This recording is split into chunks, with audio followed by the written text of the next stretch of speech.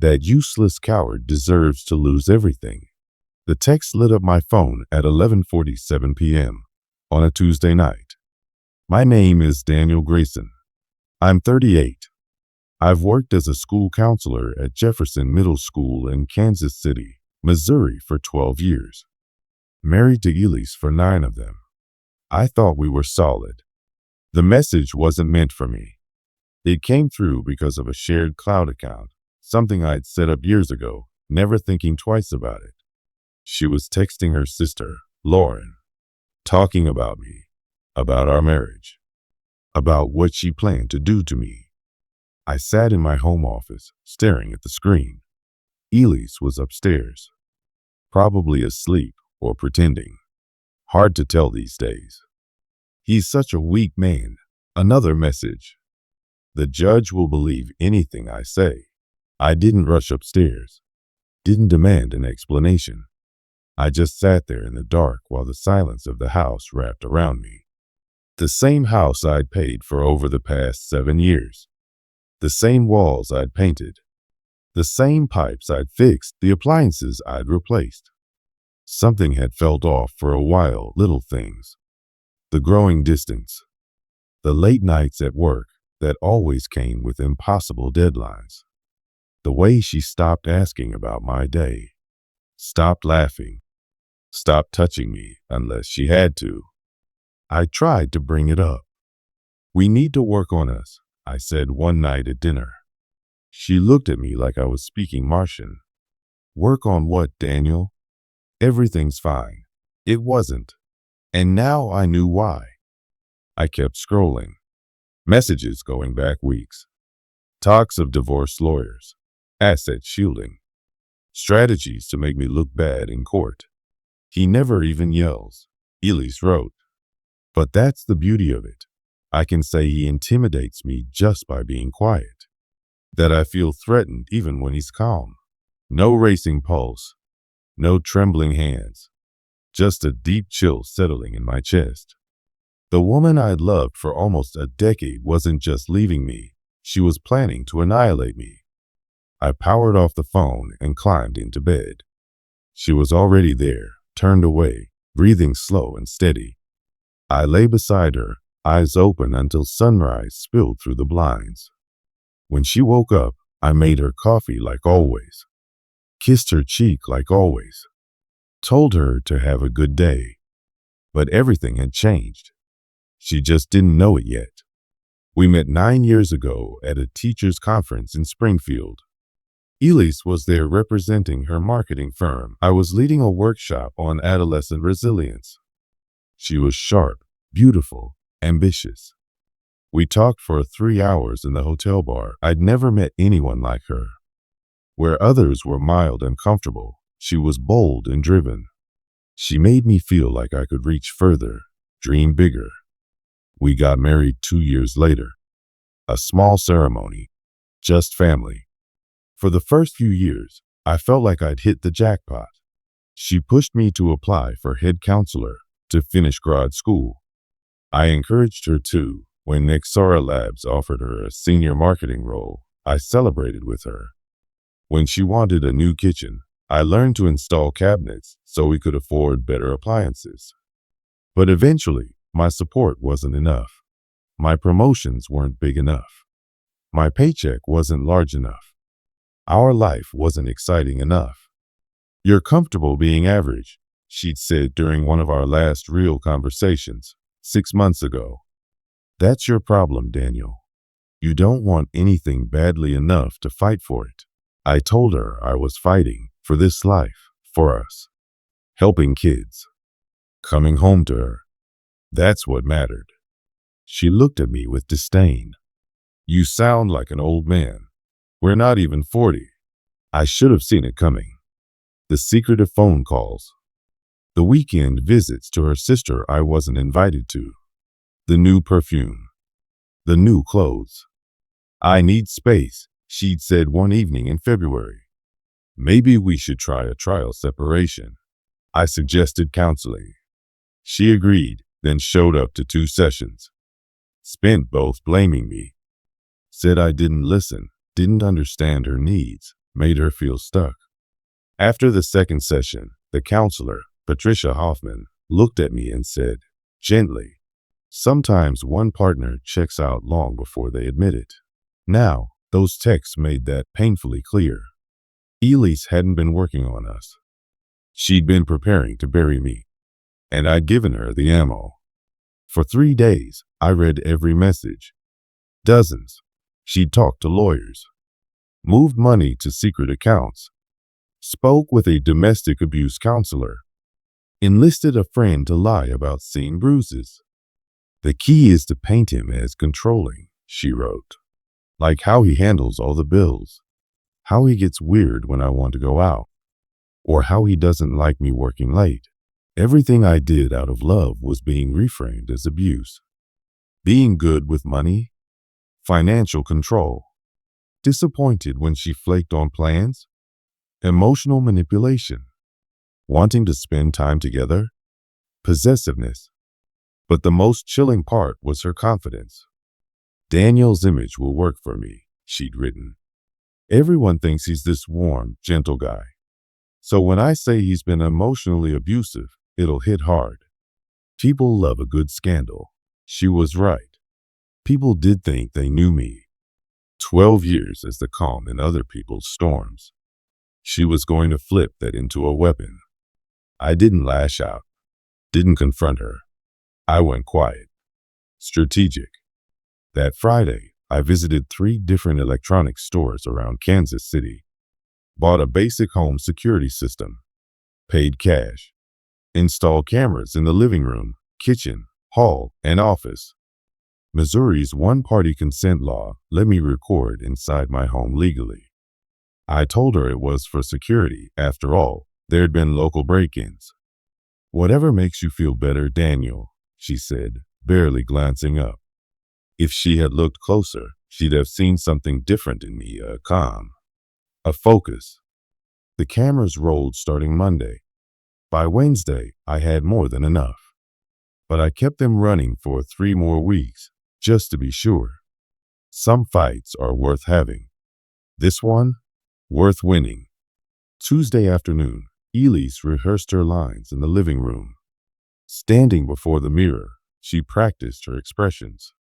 He never hit me, she told her reflection. But the way he looked at me when he was angry, it was terrifying. She said it 3 times, each with a different tone. Sometimes I felt like he wanted to hurt me, but was holding back. She paced, practiced, tweaked her voice and stance, told imagined stories of control about what I let her wear, where she could go, who she talked to. All fiction. Thursday, Lauren came over. They sat at the kitchen table I'd refinished with my own hands. You need specifics, Lauren said. Saying he controls money isn't enough. What if I say he won't let me have credit cards?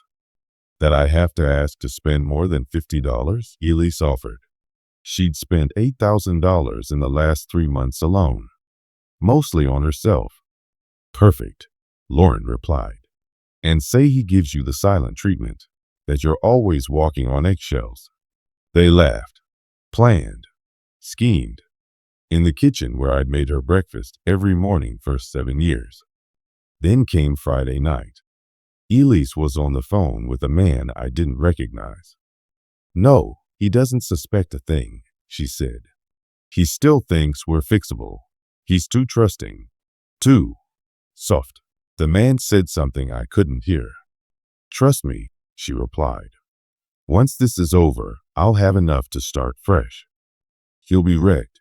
And who's going to trust a school counselor accused of abuse? I watched the footage later, fists clenched. She wasn't just leaving me. She was planning to erase me, destroy my career, my identity, everything I'd built. I know exactly what to say, she continued. He thinks staying calm makes him a good man. But I can spin that, make him seem cold, manipulative. After she hung up, she stood in front of the mirror and practiced crying. Real tears.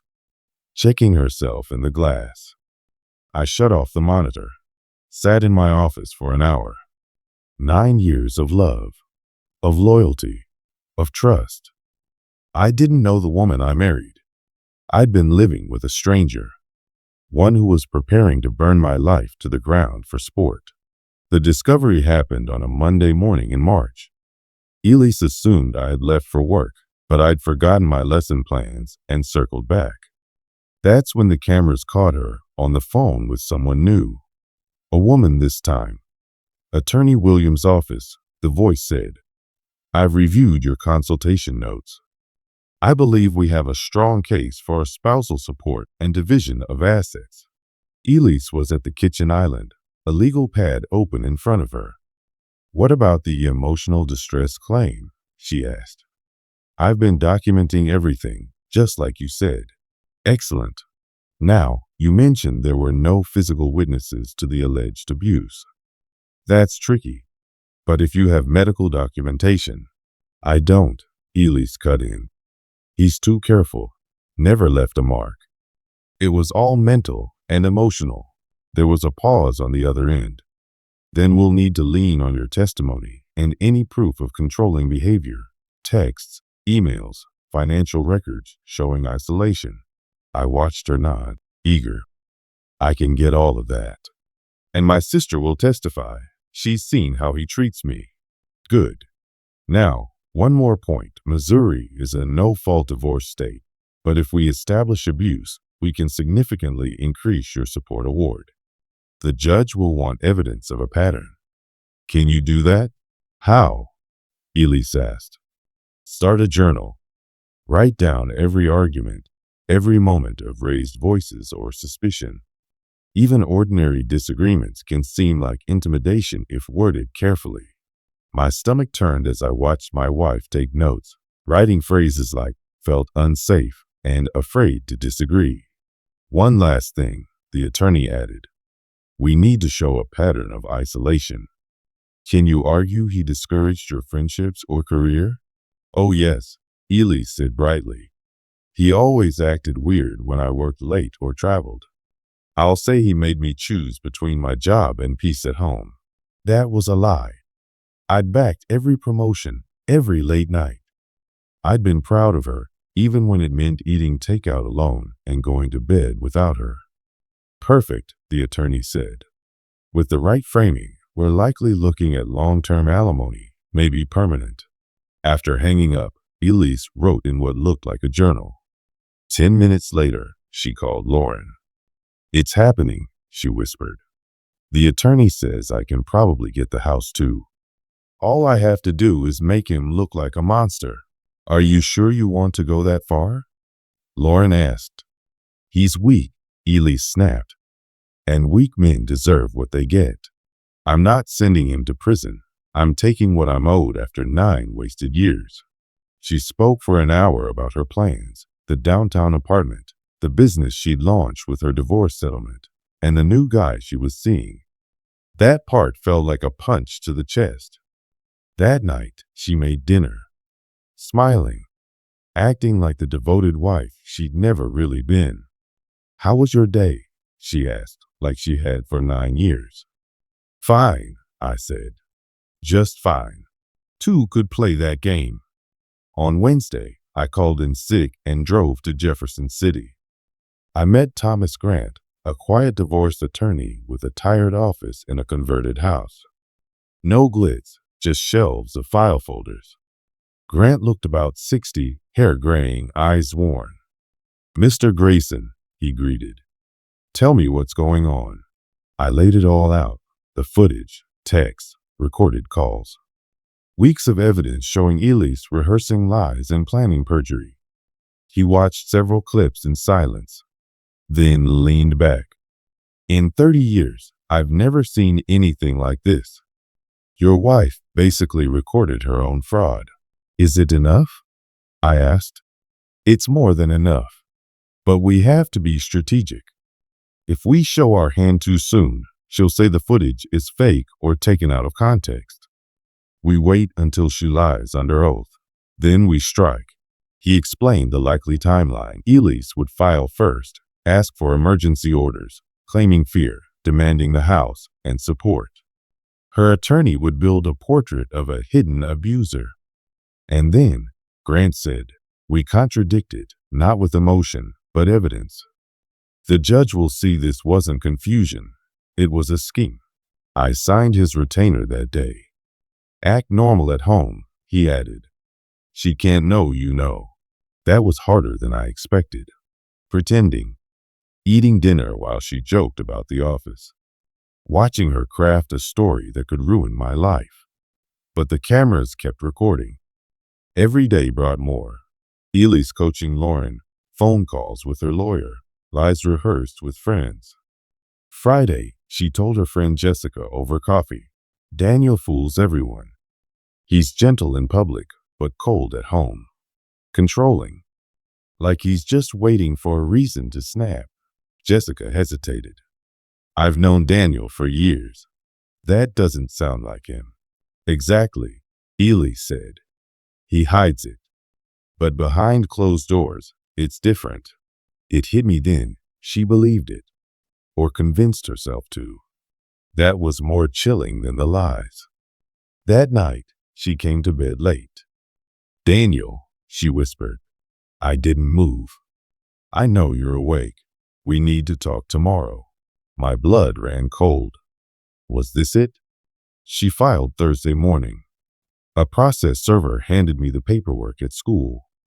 Allegations of long-term psychological abuse. Emergency custody of assets. Temporary support. It was all in motion. I called Grant immediately. She took the bait, he said.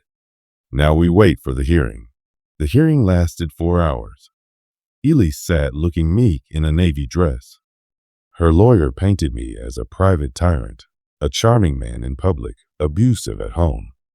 Elise testified for an hour and a half, described how I tracked her spending, isolated her, silenced her with cold anger. Lauren backed her up, claiming she'd witnessed the control firsthand. Judge Knox seemed convinced. Then Grant stood. Your Honor, he said calmly, we'd like to present evidence that contradicts the testimony. He connected his laptop and pressed play. There was Elise in our living room, rehearsing the exact phrases she had just said under oath. Walsh objected. The judge overruled. More clips followed, Elise instructing Lauren, laughing about destroying me, discussing how to frame arguments as intimidation. The courtroom was silent, except for her voice. When it ended, Judge Knox stared at Elise. Ms. Walsh, she said, would your client like to revise her testimony? Elise sat frozen. Walsh whispered furiously, but it was too late. The judge dismissed the case with prejudice and referred it for perjury review. She gave me temporary control of all assets. Elise left the courtroom without a glance. 3 months later, the divorce was final. Elise got her car, her clothes, and nothing else. No alimony, no support, no settlement. Her attorney dropped her the next day. She moved back in with Lauren, tried job hunting, but word got around. Kansas City's marketing world is small. Her name was poison. I stayed in the house for a year before selling it. Too many ghosts. I moved closer to school, found peace in building furniture after hours. The students noticed something. You seem calmer, one said. He was right. I'd learned something. Not to give trust away, but not to close myself off either. I saw Elise once at a grocery store. We nodded. That was it. Now I'm seeing someone new, Grace, a teacher across town. She's grounded, honest, no games. We're taking it slow. Some evenings, I sit on the porch and remember those 3 weeks. How close I came to losing everything. How the truth, quiet, steady, was stronger than her lies. Revenge isn't about destruction. It's about freedom.